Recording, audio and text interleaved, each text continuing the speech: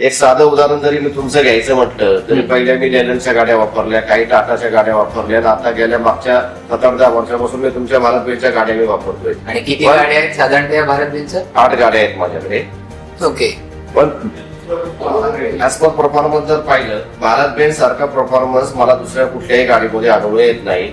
ड्रायव्हरचं जे कम्फर्ट आहे, गाडीचा मेंटेनन्स थोडासा महाग आहे, पण आपल्याकडची सर्व्हिस खूप चांगली असल्यामुळं आम्हाला त्या महाग मेंटेनन्स हे काय वाटत नाही. कारण ते महाग जरी असेल तरी कसं लाईफ पे तेवढे मिळते.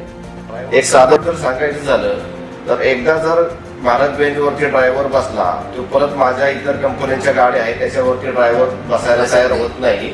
एवढं त्याच्यामध्ये कम्फर्ट चालवतो. अच्छा, म्हणजे तुम्ही जेव्हा भारत बेंचची निवड केली तेव्हा तुम्ही पूर्व अभ्यास करून निवड केली का, म्हणजे काही 4 लोकांचे सल्ले घेतले, कशा पद्धतीने भारत बेंचची निवड झाली? मी भारत बेंचची निवड करताना भारत बेंचची टेक्नॉलॉजी पाहिली, भारत बेंचचं एकंदर कंपनीचं ब्रँडिंग प्रमाणे काम चालेल त्या अपेक्षेने मी ती केलं आणि त्या अपेक्षेत कंपनी खरोखर उतरलेली आहे.